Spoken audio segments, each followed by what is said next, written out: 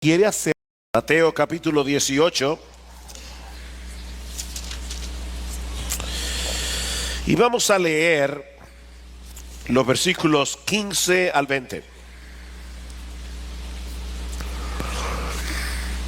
Y si tu hermano peca, o como dice la Reina Valera del 60, si tu hermano peca contra ti, ve y repréndelo a solas. Si te escucha, has ganado a tu hermano. Pero si no te escucha, lleva contigo a uno o a dos más, para que toda palabra sea confirmada por boca de dos o tres testigos. Y si rehúsa escucharlos, dilo a la iglesia. Y si también rehúsa escuchar a la iglesia, sea para ti como el gentil y el recaudador de impuestos, o el publicano, como dice también la Reina Valera. En verdad os digo, todo lo que atéis en la tierra será atado en el cielo, y todo lo que desatéis en la tierra será desatado en el cielo. Además os digo que si dos de vosotros se ponen de acuerdo sobre cualquier cosa que pidan aquí en la tierra, les será hecho por mi Padre que está en los cielos. Porque donde están dos o tres reunidos en mi nombre, allí estoy yo en medio de ellos. Vamos a orar.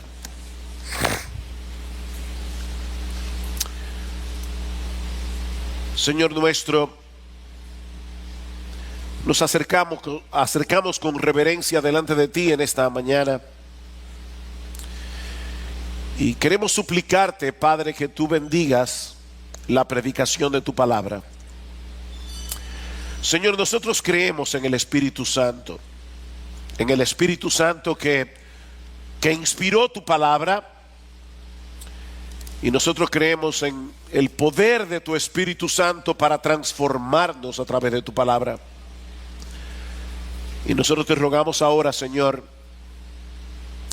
que tú obres en una forma poderosa mientras exponemos este texto, y que tú suplas por mucho lo que al predicador le falta. Predicar es un acto de adoración. El que predica te está adorando mientras expone tu palabra. El que escucha te está adorando mientras recibe tu palabra con fe, como cantamos hace un momento, con sumisión de espíritu. Permítenos, oh Señor, que podamos seguirte adorando mientras tu palabra es predicada, porque te lo pedimos en el nombre de Cristo. Amén y amén. Hay dos pasajes en el Evangelio, en los Evangelios, en los que el Señor Jesucristo incluyó una instrucción particular a sus discípulos acerca del tema de la iglesia.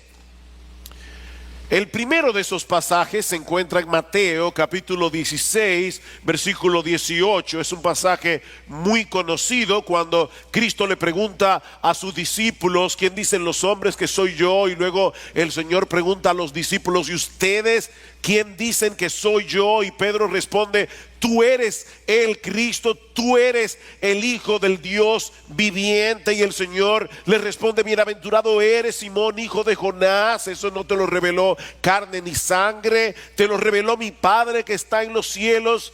Y es allí donde Cristo promete: yo edificaré mi iglesia.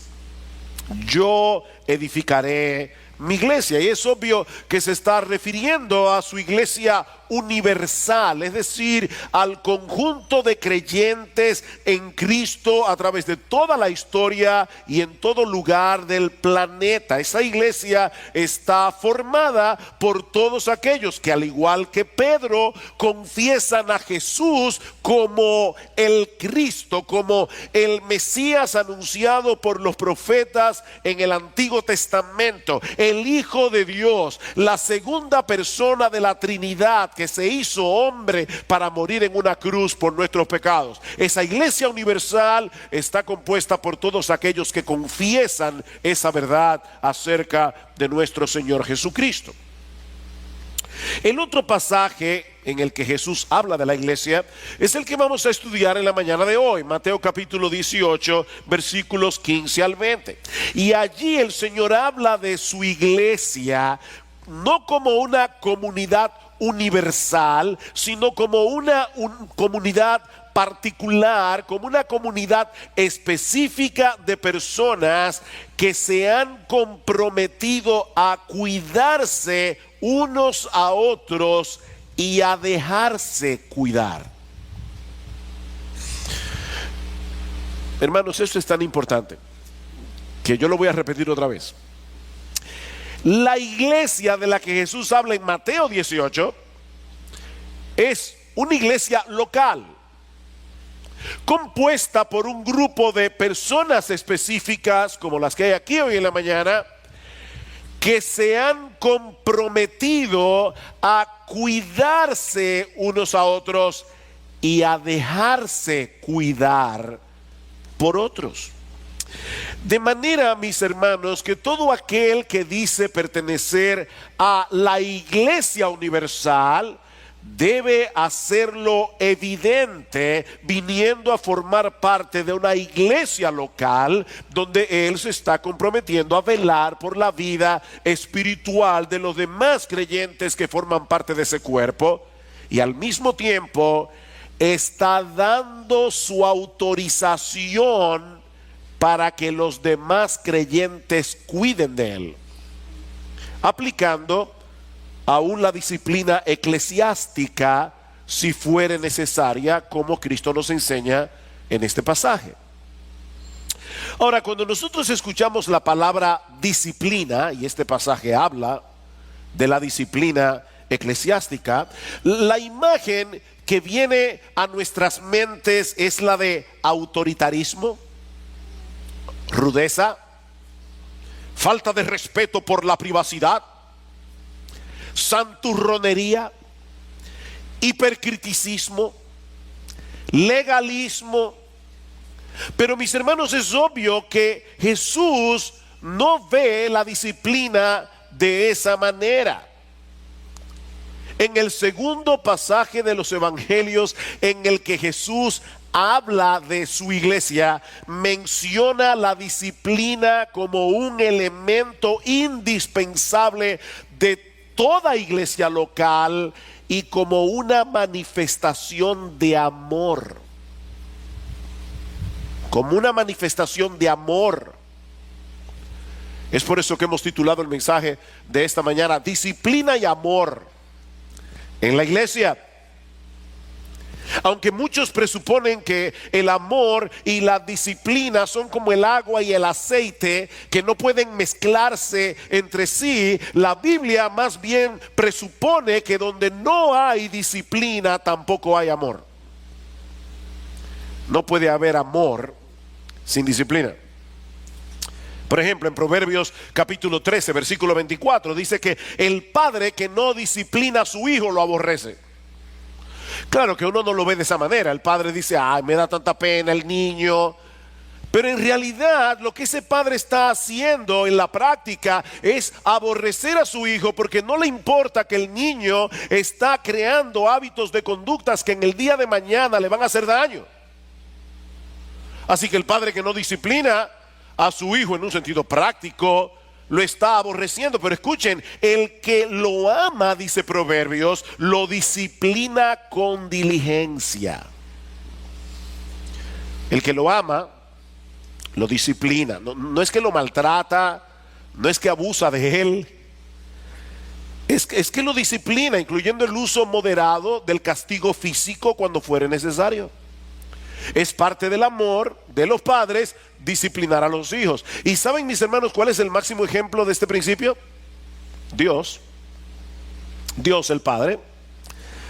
En Hebreos, capítulo 12, el autor cita Proverbios y nos dice: no debemos menospreciar la disciplina del Señor, porque el Señor al que ama disciplina.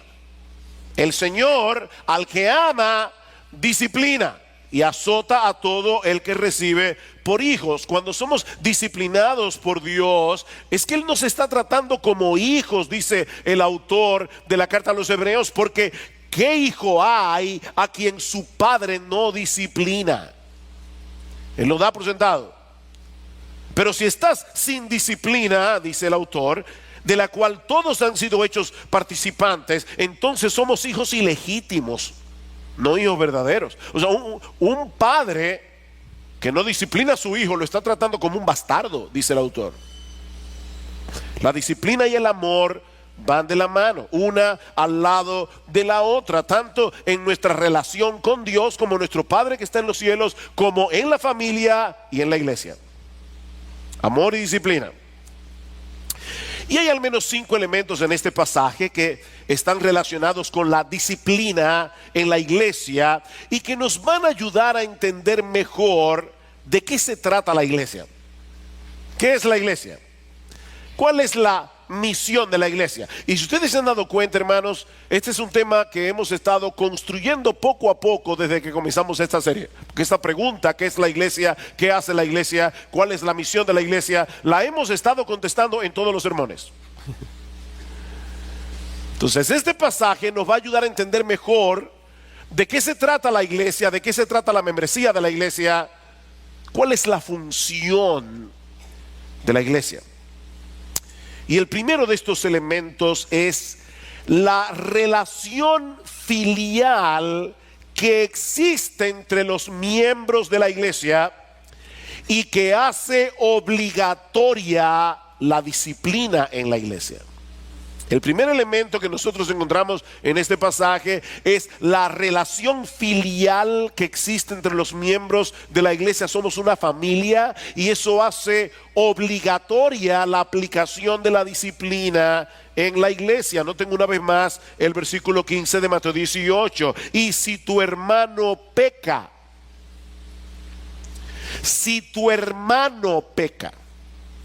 la Reina Valera, como ya les decía, dice si tu hermano peca contra ti. Y por el contexto, en este caso, me parece que la Reina Valera es la mejor traducción. Porque si ustedes notan, inmediatamente después, en el versículo 21, el apóstol Pedro le pregunta a Jesús, ¿y cuántas veces debo perdonar al hermano que peque contra mí? Eso es lo que Pedro tenía en mente.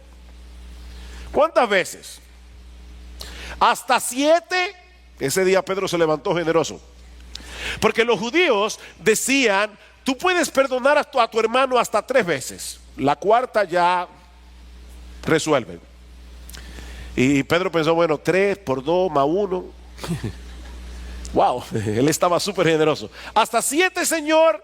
No, hasta 70 veces 7. Pero la idea es, probablemente Pedro se quedó marcado por esto que el Señor Jesucristo está diciendo, si tu hermano peca contra ti. Ahora, esta distinción en realidad no tiene mucha importancia, hermanos, porque la Biblia habla en otros lugares del deber que nosotros tenemos de amonestar a un hermano que ha pecado, aunque no sea contra ti. Por ejemplo, en Gálatas capítulo 6, versículo 1, Pablo dice, si alguno fuere sorprendido en alguna falta, vosotros que sois espirituales, restauradlo con espíritu de mansedumbre, mirándote a ti mismo, no sea que tú también seas tentado. Tenemos el deber de amonestarnos, de corregirnos unos a otros, aunque el pecado que esa persona cometió no me afecte a mí a nivel personal, por la sencilla razón de que es nuestro hermano el que ha pecado. ¿Ven el punto? Si tu hermano peca, la relación filial que tenemos en Cristo no permite que actuemos con indiferencia cuando vemos a uno de los nuestros coqueteando con el pecado, cuando vemos a uno de los nuestros poniendo en peligro su salud espiritual. Hermanos, piensen en la categoría de una familia. De hecho, vean el contexto inmediato de este pasaje en el versículo 12. ¿Qué os parece si un hombre tiene 100 ovejas y una de ellas se ha descarriado? ¿Qué hace ese hombre? ¿Acaso no deja las 99 en los montes y va en busca de la descarriada? Y si sucede que la haya, en verdad os digo que se regocija más por esta que por las 99 que no se han descarriado. Y ahora escuchen, así no es la voluntad de vuestro Padre que está en los cielos, que se pierda uno de estos pequeñitos. Y es ahí inmediatamente que Jesús dice, si tu hermano peca. ¿Se dan cuenta? ¿Quién es el dueño de las ovejas? ¿Quién es el que no quiere que una sola oveja se pierda? Dios. Dios. Ahora, ¿qué quiere Dios que nosotros hagamos aquí en la tierra? Involucrarnos cuando vemos que una oveja se ha descarriado. Mis hermanos, cada oveja de Cristo es infinitamente valiosa a los ojos de Dios, porque el Señor dio su vida por cada una de ellas. Versículo 11, porque el Hijo del Hombre ha venido a salvar lo que se había perdido, muriendo por nosotros en la cruz. De manera, mis hermanos, que si algún miembro de la iglesia está tratando su pecado con ligereza, los demás tienen el deber de hacerle ver el peligro en que está. Porque esa ligereza, esa falta de arrepentimiento, ese coqueteo con el pecado, puede ser un indicativo de que esa persona en realidad no conoce al Señor, de que va camino al infierno, siendo miembro de la iglesia. Vean el versículo 8. Y si tu hermano o tu pie te es ocasión de caer, Jesús está hablando aquí con sus discípulos. Si tu mano o tu pie te es ocasión de caer, córtatelo y échalo de ti. Te es mejor entrar en la vida manco o cojo, que teniendo 2 manos y 2 pies ser echado en el fuego eterno. Y si tu ojo te es ocasión de caer, de pecar, arráncatelo y échalo de ti. Te es mejor entrar en la vida con un solo ojo, que teniendo 2 ojos ser echado en el infierno de fuego. Ese es el peligro que hay aquí. Que una persona que dice ser miembro de la iglesia está coqueteando con el pecado, está siendo indiferente con su pecado, y en realidad está mostrando que a pesar de ser miembro de la iglesia, va camino al infierno. Y lo que el Señor nos está diciendo aquí es que el problema no es si pecó contra ti o no fue contra ti, es que fue tu hermano el que pecó. Si tu hermano peca contra ti, esa persona es un miembro de la iglesia, y por lo tanto, hasta que se demuestre lo contrario, debemos tratarlo como alguien que pertenece a la familia de la fe. Él es todavía, hasta que se vea que no es así, él es uno de esos pequeñitos. El Padre no quiere que se pierda ninguno de esos pequeñitos, porque en Cristo dio su vida en la cruz. Vamos a pensar por un momento en la familia Pérez. Y no es ningún Pérez aquí, yo me refiero a un Pérez cualquiera. La familia Pérez, vamos a decir Juan y María. Ellos tienen 7 hijos, son 9. Y todos los días puntualmente a las 7 de la noche se reúnen en la mesa a cenar. Pero resulta que un día falta Alejandro, y ninguno de los miembros de la familia sabe dónde está. Y pasan los días y Alejandro sigue desaparecido. ¿Cómo se supone que deberían reaccionar los miembros de esa familia? Ustedes se imaginan al padre diciendo: oye, falta Alejandro, pero total me quedan 6. De 7 a 6, ¿cuál es la diferencia? Los padres normales, ¿verdad que no reaccionan así? No, por supuesto que no. Ninguna persona en su sano juicio se queda tranquilo cuando desaparece un miembro de la familia. Y esa es precisamente la ilustración del Señor. Si un hombre pierde una oveja de un rebaño de 100, ¿qué hace ese hombre? Deja las 99 y va en busca de la oveja que se ha descarriado. ¿Cuánto más cuando se trata de un miembro de la familia?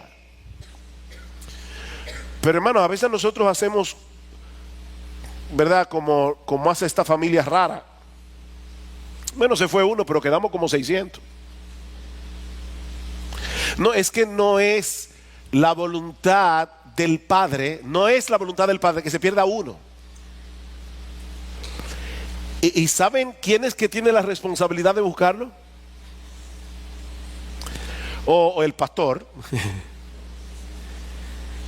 No, hermanos, noten que Jesús está asignando la responsabilidad de buscar la oveja descarriada a toda la iglesia.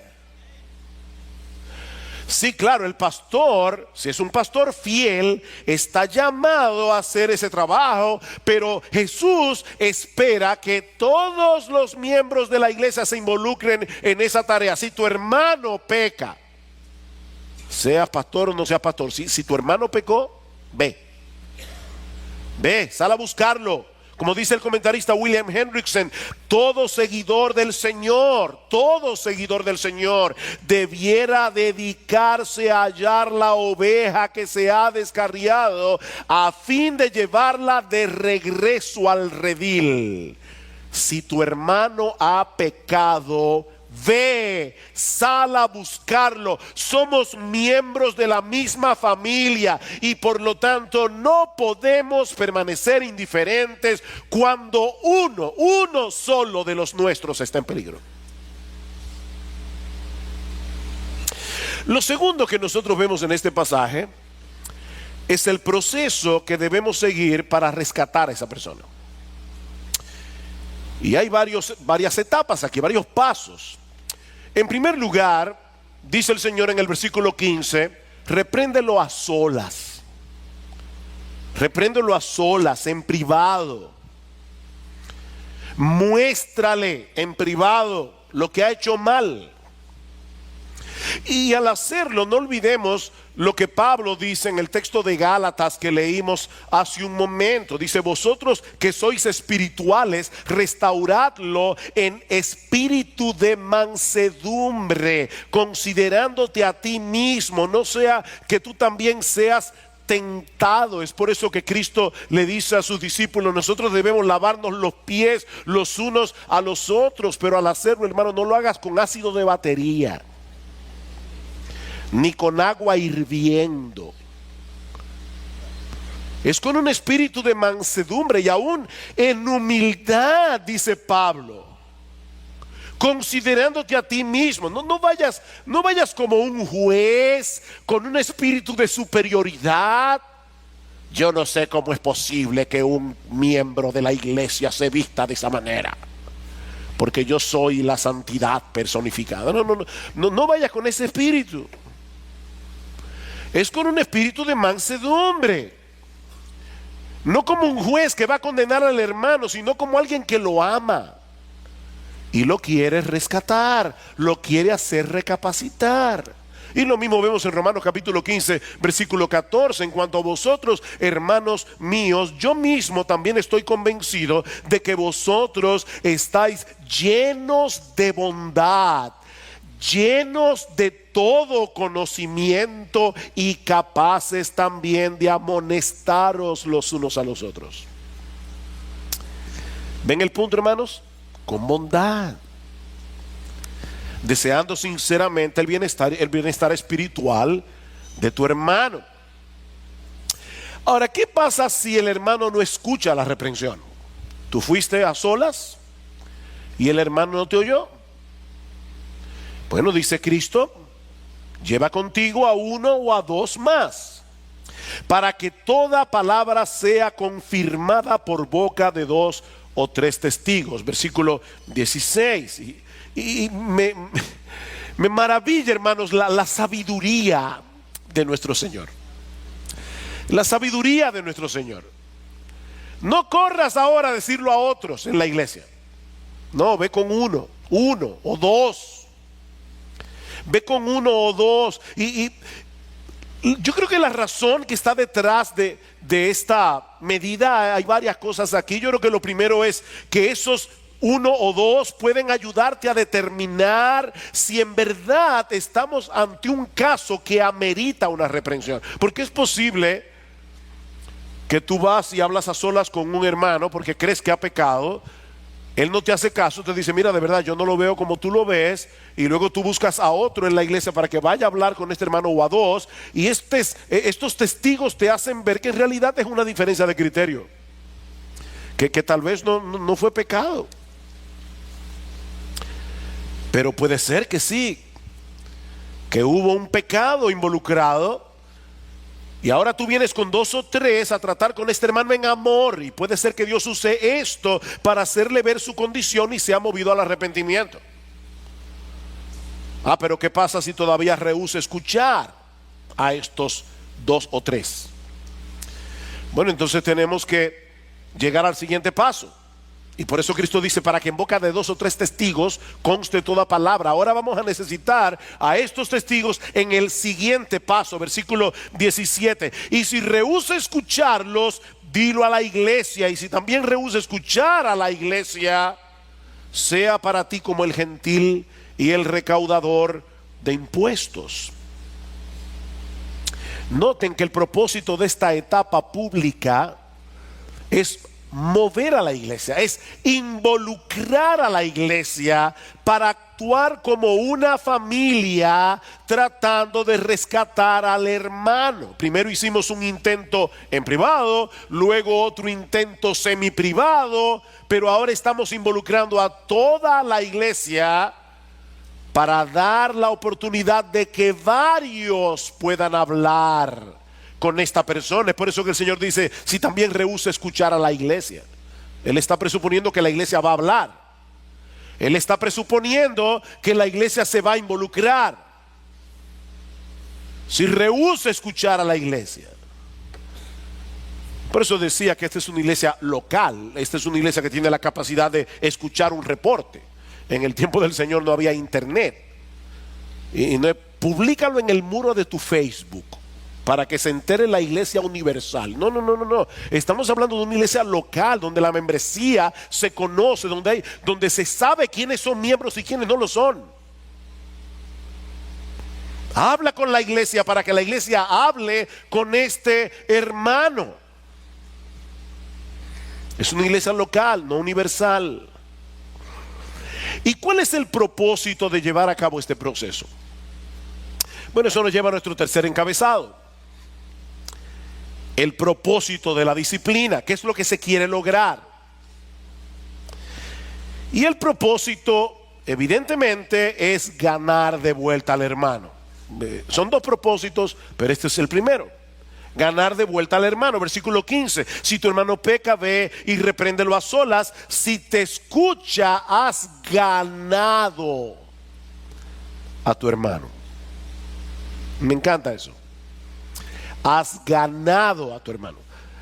Aunque el pecado cometido haya sido contra ti, vamos a suponer que fue contra ti, el propósito no es que salgas vindicado. Reconoció que pecó contra mí. No, ese no es el propósito. El anhelo de tu corazón debe ser el mismo que hay en el corazón de tu Padre que está en los cielos. ¿Qué es lo que Dios no quiere que pase? Que se pierda uno de esos pequeñitos por los que Cristo murió. Esa es la motivación que debe estar en tu corazón al amonestar al hermano que peca contra ti. Dice, has ganado a tu hermano. Tú vas a ser el instrumento en las manos de Dios para que esa persona no se pierda, para que esa persona siga disfrutando de la bendición, del deleite, del gozo de su comunión con Dios. Recuerda lo que nosotros vimos en el mensaje anterior, este domingo pasado. Y si tú no estabas aquí, el mensaje ya está disponible en YouTube.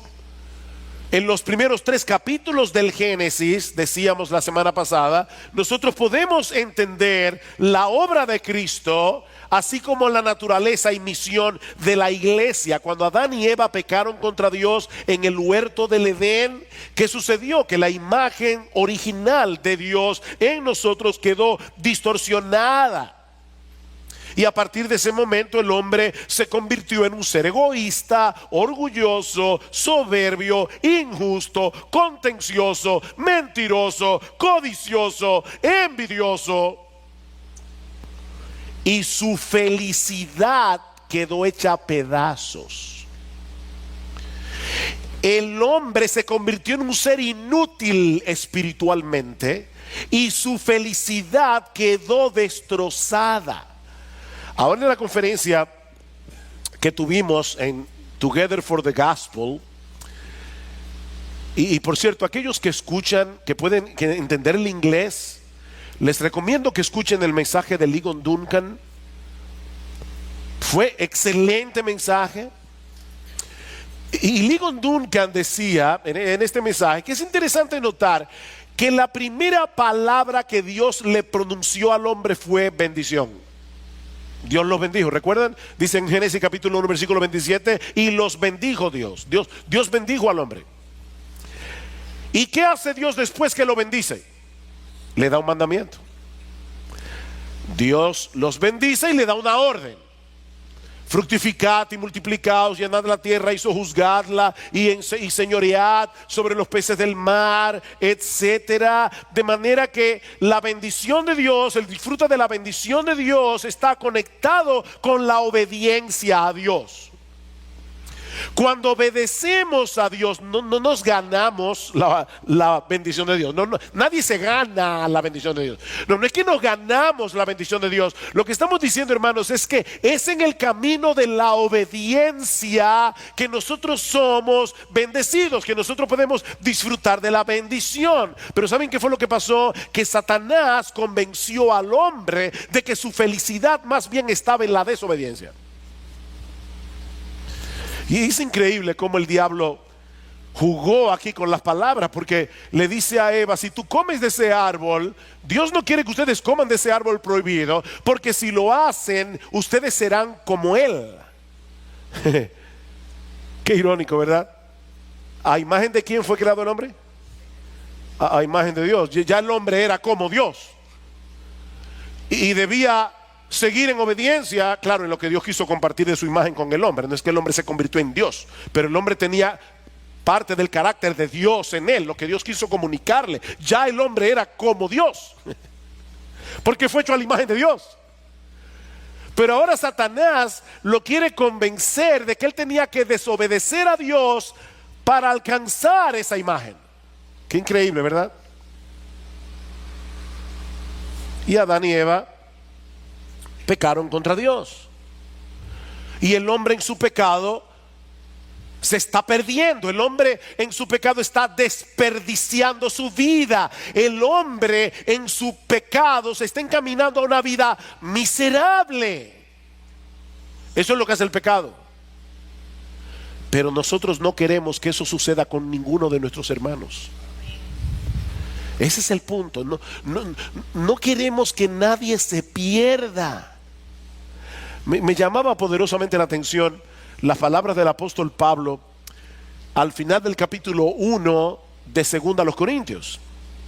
Y yo creo que nosotros podemos apropiarnos de estas palabras de Pablo cada vez que tengamos que amonestar a alguien. Pablo dice: no es que queramos tener control de vuestra fe, o como dice la Reina Valera, no es que nosotros queremos enseñorearnos de vuestra fe, sino que somos colaboradores con vosotros para vuestro gozo.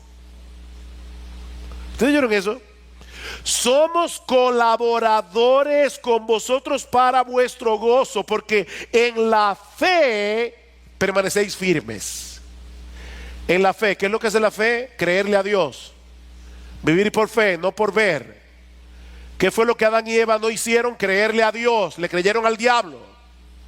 ¿Qué es lo que están haciendo muchos todavía aquí? Le están creyendo al diablo, no a Dios. Y Pablo dice: ¿saben por qué nosotros los pastores les predicamos la palabra desde el púlpito y tratamos de moverlos a la obediencia al Señor? No es que nosotros somos un equipo de matagozo. No es que nosotros queremos hacer la vida aburrida, no es que queremos hacer la vida miserable, es todo lo contrario. Nosotros estamos colaborando con ustedes para vuestro gozo. Eso es lo que hacen los pastores. Y me encanta eso, que estamos aquí para ayudarlos a que ustedes se gocen en Dios, a que ustedes se deleiten en Dios. Estamos aquí colaborando para vuestro gozo. Pero hermanos, es exactamente lo que hace un creyente cuando va a otro creyente y le advierte de su pecado.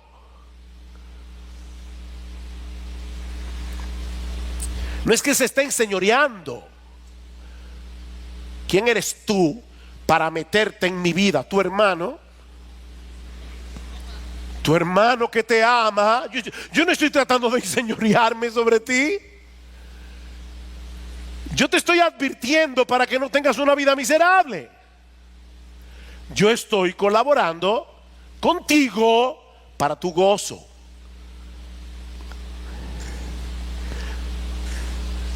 Queremos ganarte, no que te pierdas.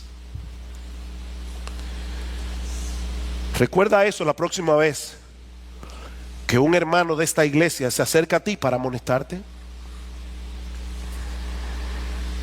¿Cómo tú reaccionas cuando te amonestan? No es agradable que a uno lo amonesten. No somos masoquistas. De hecho, cuando la esposa de uno le dice, mi amor, tenemos que hablar. ¿Qué hice? No es agradable. A uno le gusta que le digan, oye, yo estoy tan contenta contigo. Tú me haces tan feliz. Pero cuando viene con una cara seria, mi amor, últimamente, de verdad, hay algunas cosas que no me están gustando mucho. Y a mí, yo no sé tú, pero a mí no me gusta que me lo digan. La reacción inicial cuando uno es amonestado no es de alegría. Ay, qué bueno, golpéame. No. O sea, uno tiene que hacer un esfuerzo mental para recordar que eso es para tu bien. Bueno me es haber sido humillado para que aprenda tus estatutos, ¿verdad? Bueno, recuerda esto. Cuando alguien viene a ti a amonestarte. Y déjame decirte algo. Si esa persona te vino a amonestar y no lo hizo con ternura, no lo hizo con la bondad de la que habla Romanos, escúchalo como quiera. Como quiera, pregúntate si lo que te está diciendo es verdad, aunque no lo haga en un buen tono. ¿Ustedes recuerdan a David cuando Simei comenzó a maldecirlo? Y Joab, su general en jefe, dijo, oye, ¿qué hace este perro muerto hablando así de mi señor? Voy y le corto la cabeza. Un hombre fuerte. Y David le dijo, no, déjalo. Tal vez fue el Señor que le dijo que me maldijera. Wow, qué actitud. Tal vez fue el Señor que le dijo que me maldijera. Así que no tomes tan en cuenta, no seas tan hipersensible. Si fue en buen tono, si no fue buen tono. Lo que te está diciendo es verdad.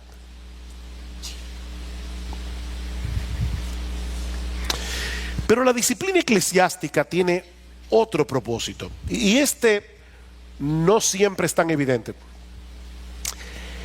Y por favor, va a sonar raro cuando lo diga ahora, lo estoy advirtiendo, pero yo lo voy a explicar, no te preocupes. La disciplina también tiene el propósito de proteger los límites del reino de Dios. La disciplina en la iglesia tiene el propósito de proteger los límites del reino de Dios. Vean otra vez el versículo 17. Y si rehúsa escucharlos, dilo a la iglesia. Y si también rehúsa escuchar a la iglesia, sea para ti como el gentil y el recaudador de impuestos. Y para entender lo que el Señor está diciendo aquí, nosotros tenemos que volver al contexto. En Mateo capítulo 18, el Señor Jesucristo comienza estableciendo quiénes son los que pertenecen al reino de Dios. Ese es el contexto más amplio de este pasaje. Noten Mateo 18:1. En aquel momento se acercaron los discípulos a Jesús diciendo: ¿quién es entonces el mayor en el reino de los cielos? Y él, llamando a un niño, lo puso en medio de ellos y dijo: en verdad os digo que si no os convertís y os hacéis como niños, no entraréis en el reino de los cielos. Así que cualquiera que se humilla como este niño, ese es el mayor en el reino de los cielos. Para la mayoría de los judíos del primer siglo, los límites del reino de Dios estaban muy claros. ¿Quiénes estaban adentro del reino y quiénes estaban fuera del reino?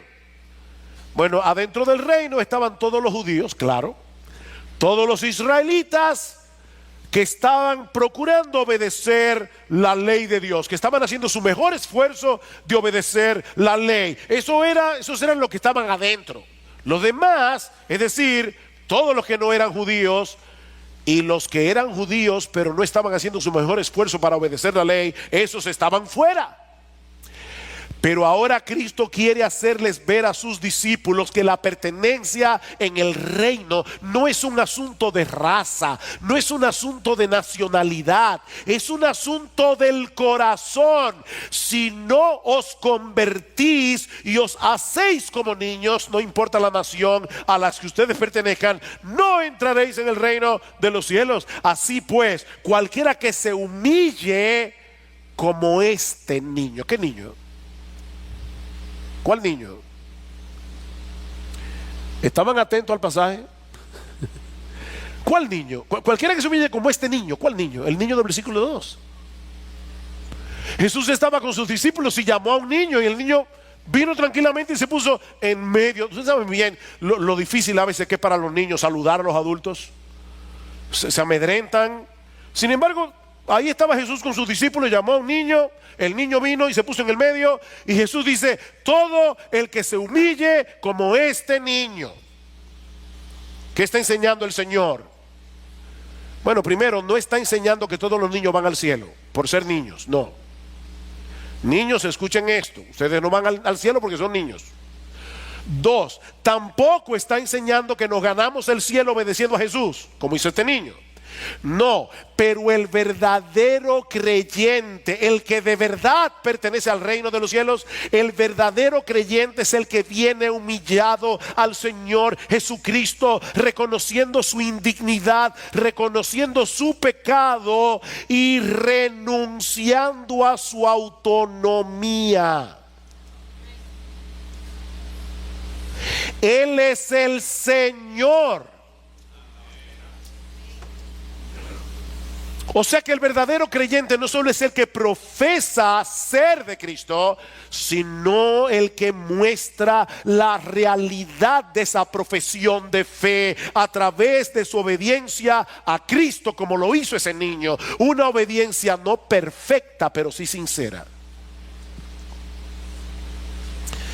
Esos son los que pertenecen al reino. Ok, entonces, ¿qué debe hacer la iglesia con un individuo que dice ser cristiano, pero rehúsa arrepentirse de su vida pecaminosa luego de haber sido confrontado por un miembro de la iglesia, después por 2 o 3 y después por toda la iglesia? ¿Qué debe hacer la iglesia? En tal caso, la iglesia no puede seguir reconociendo, escuchen bien cada palabra. En ese caso, la iglesia no puede seguir reconociendo la veracidad de su profesión de fe. Eso es lo que significa: tenle por gentil y publicano, como dice la Reina Valera. El gentil era el extranjero, el que no era judío.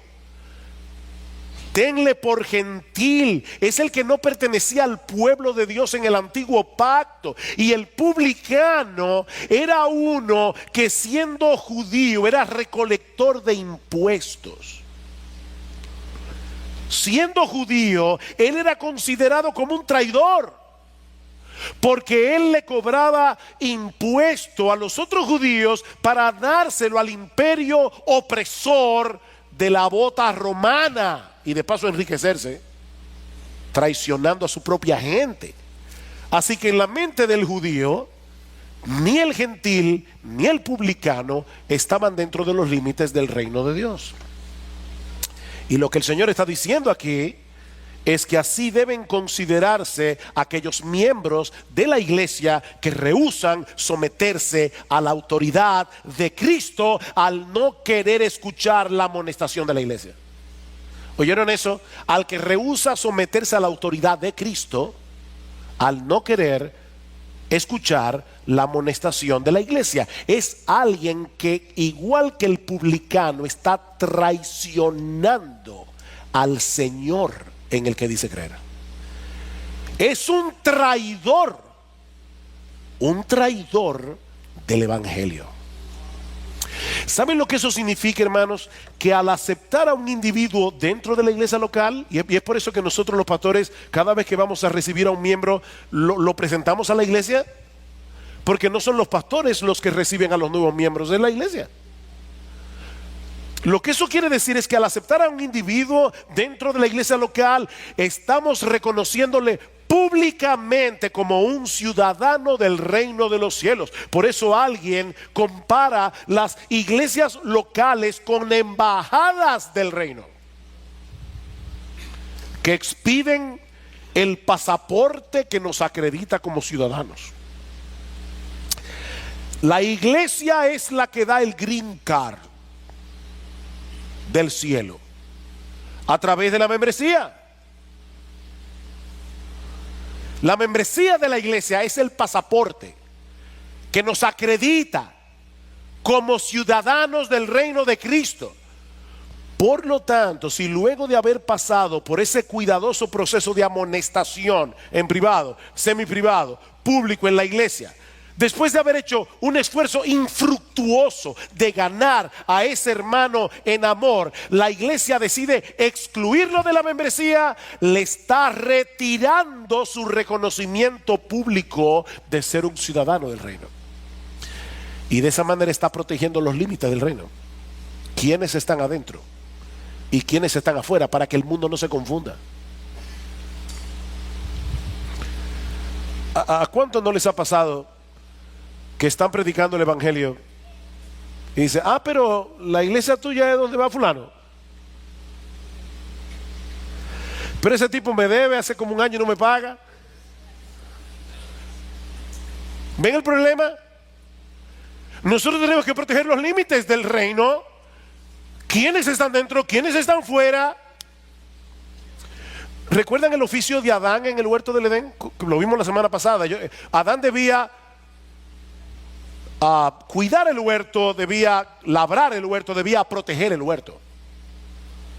¿Protegerlo en qué sentido? Adán no podía permitir que nada inmundo entrara en el huerto, porque ese huerto, decíamos la semana pasada, fue el primer santuario donde Dios manifestaba su presencia especial en el mundo. Adán debió haber dejado fuera a la serpiente.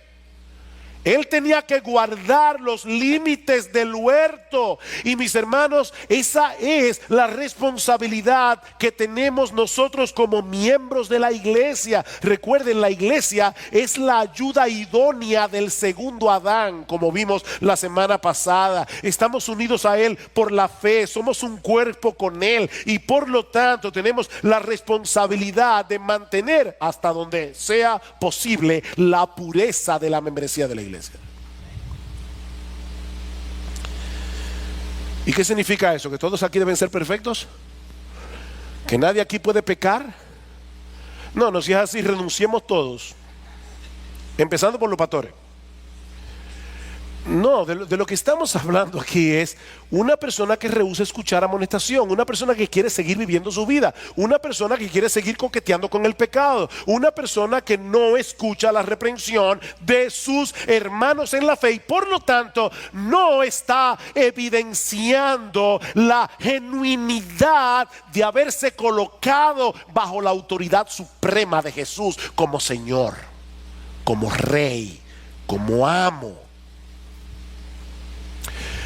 Y déjenme decirles algo, hermanos. Aplicar esa medida disciplinaria no es falta de amor, todo lo contrario.